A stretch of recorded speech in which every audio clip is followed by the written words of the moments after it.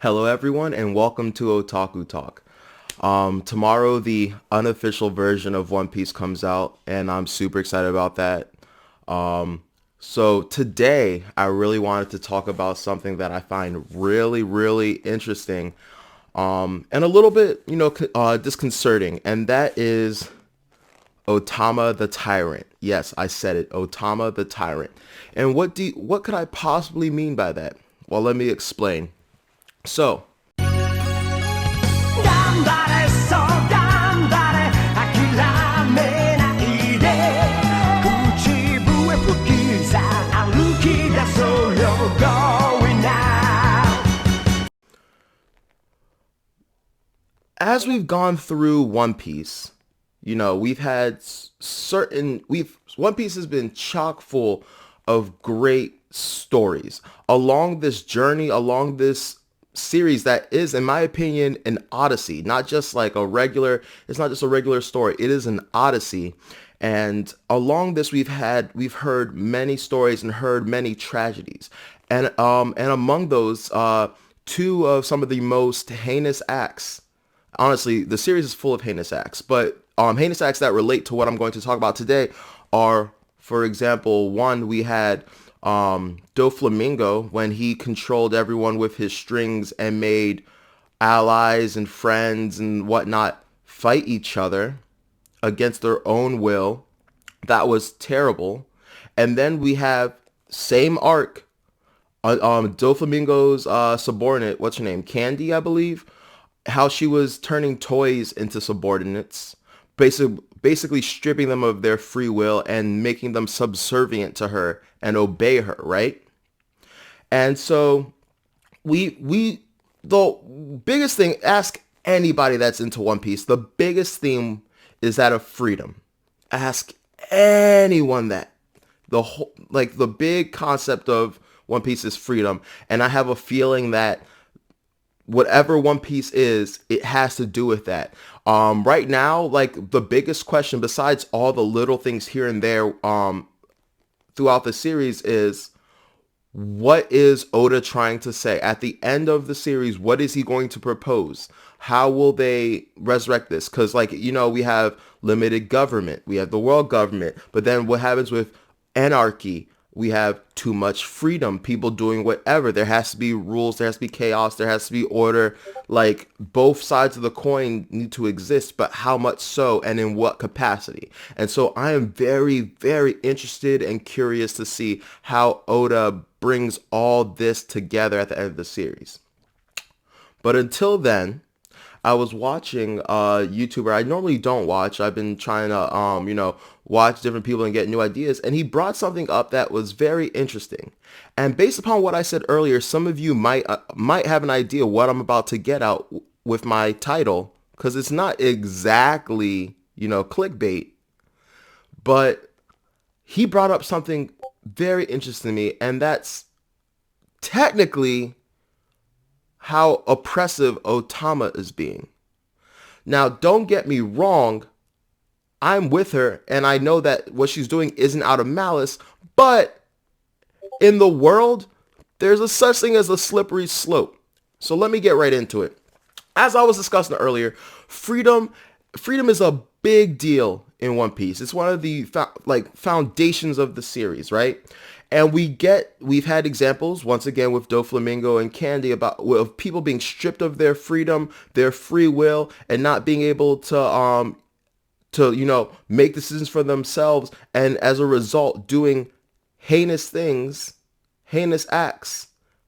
And it just being super sad and like angering and depressing. And now we kind of have this catch-22 situation. We kind of have this like hypocrisy situation with Otama, right? And I did not think about it till now, just because she's one of the good guys. She's one of the people I like.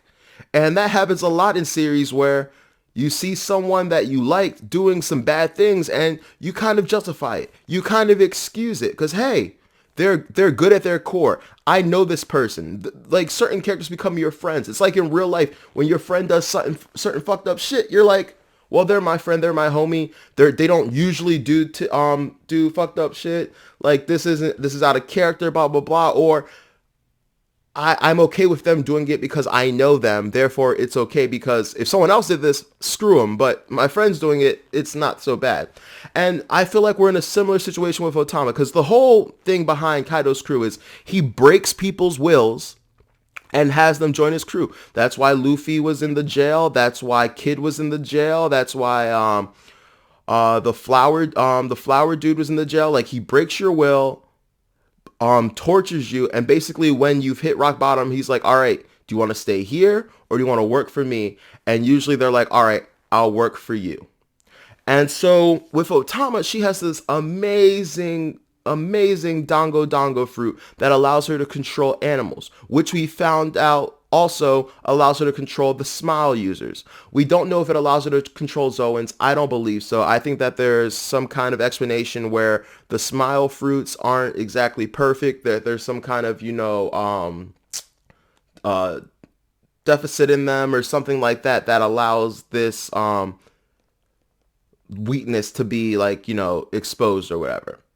And so we have Otama now in the last chapter. We find that she's basically feeding all of the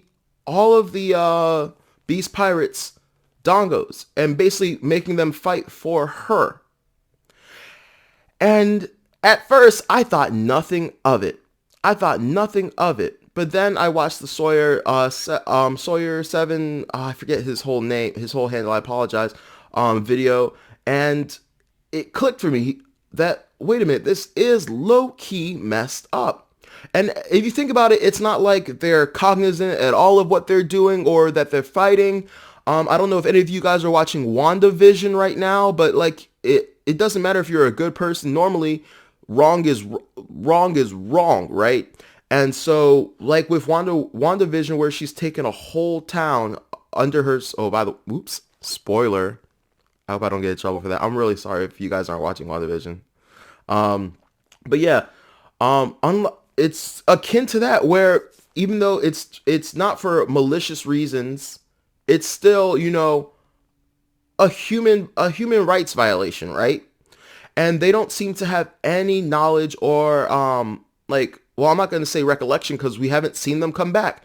The earliest people we've seen this fruit be used on was Hachimaru, the monkey, and or the dog. I forget which one's which, but the giant dog and the giant monkey. We saw her use it on them in the very beginning of the Wano arc, and guess what? They're still loyal. They're still obedient to her. We have no clue the limitation of this power or the duration of this power, how long it lasts, and what happens if she releases them from her power. Do they recall everything that happened while they were under control? Do they have any memory or recollection of it? We have no clue. What happens if she gets knocked out? Is it going to be like Candy where the power gets reverted, or is it permanent? Once again, we have no clue. And this is something we should be thinking about. Now, I personally think, I've said this several times, Oda can do no wrong, correct?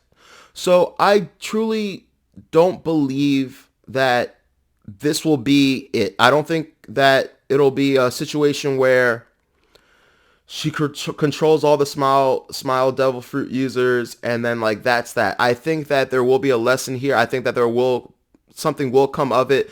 I think maybe there will be a question of morals and ethics, right? If he decides not to, if he decides it's not, like, I don't think it would be the biggest deal because, like I said originally, I didn't even notice. I didn't even care until I actually sat there and thought about it. And I was like, how is this any different from what Doflamingo and Candy and almost Kaido, what they do, minus the fact that the ends justify the means, right?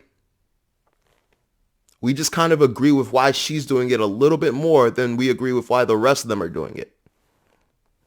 So yeah, I really hope that there comes a situation where I hope it's intentional.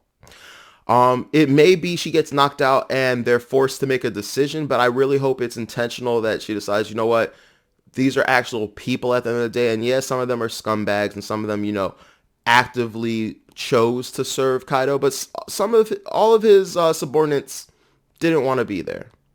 They may not have been great people, but they were just as much victims under him as they are her.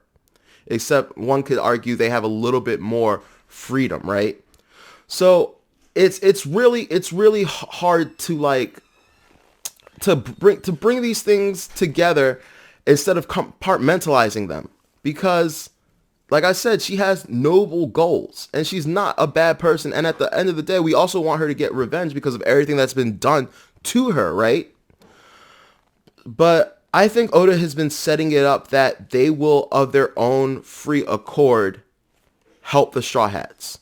And why do I say that? One, because of what I said earlier. Kaido has had the notorious reputation of taking strong individuals, breaking their wills, and forcing them to be subservient under him. So already, a lot of these people don't even like Kaido.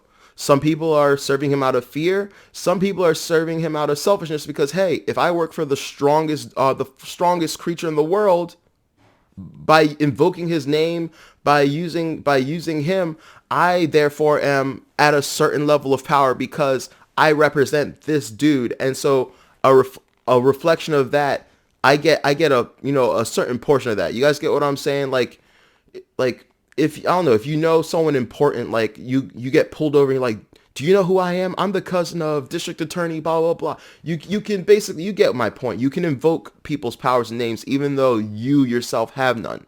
So that's my theory. You either were broken and legitimately just serve him out of fear, or you figure it's in your best interest. Yeah, you're not going to be on the highest totem pole, but you're not going to be the people in the villages starving and whatnot, right?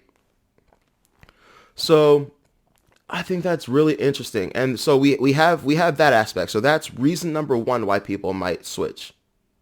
Reason number two is, do you remember what Queen did? Not but what, 10 chapters ago when he released his virus on friend and foe alike? I don't know about you, but me personally, I don't give a fuck. That would have been it for me right then and there. Because regardless of whether I die fighting against the Straw Hats or fighting with them, this is the kind of thing I'm being subjected to. And that, like, even people who are my allies treat my life as expendable. Right then and there, I would have been done. I would have been like, no, there's no way in hell, like, Kaido can torture, whatever. Like, the sheer fact that Queen, just no problem at all, no prejudice at all, completely just release the virus on friend and foe alike, is deplorable. And I think that, right now we haven't seen Chopper in a while, and that's because Chopper is working with the Minx doctors at some facility they prepared, or some, place they prepared to cure this virus. He has the antidote and whatnot. And I think that upon curing them, he's going to gain allies through them. So we're just going to have people with ill intent, just ill feelings towards Kaido from everything he's done.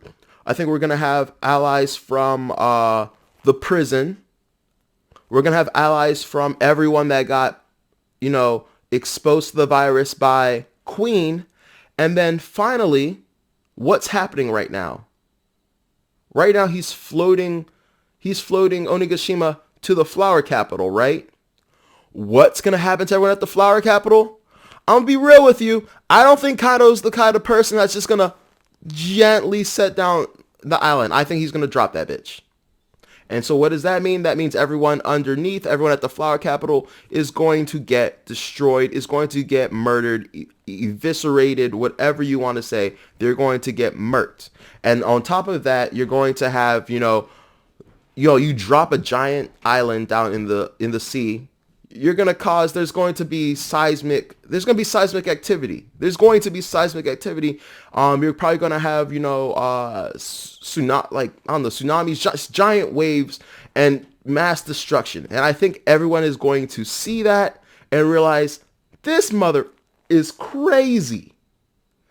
So yeah, hopefully that's the direction Oda goes with it. That there's going to be a critical moment where, Otama decides to free them.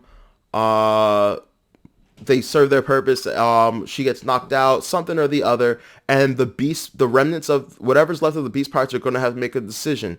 Do we ride with Kaido, who's done nothing but treat us like trash? The only people Kaido really seems to care about are his headliners and the Toby Rappo. Or do I side with the Straw Hats, who legitimately seem to be doing their best to try to save and free everyone, who legitimately are putting their lives on the line for us, who legitimately are actually putting up a fight against Kaido's men and doing a pretty damn good job of it? Anyway, please let me know your thoughts and opinions. I don't think this is going to go any way where like she, gets corrupted with the power. We're too far in the story for there to be like a plot line where they come to Wano, I don't know, 5-10 years in the future, and like she's just this giant tyrant. I just did that to like give you guys a picture of like the potential for where this could go. But yeah, I just thought this was interesting. I thought this was a good topic for discussion, and I would love to know all of your thoughts and opinions on this. Because like I said, this is something that completely went over my head until I sat down and thought about it and said, hey, if this was anyone but Otama, I'd have a problem with it. Also, I want to do a video later about the potential future of the of 3 children in Wano. Not Toki. Tama, Momo, and shoot, I forgot the other girl's name. The daughter of Yasui. Give me 1 second. I hate to do this. What is his daughter's name?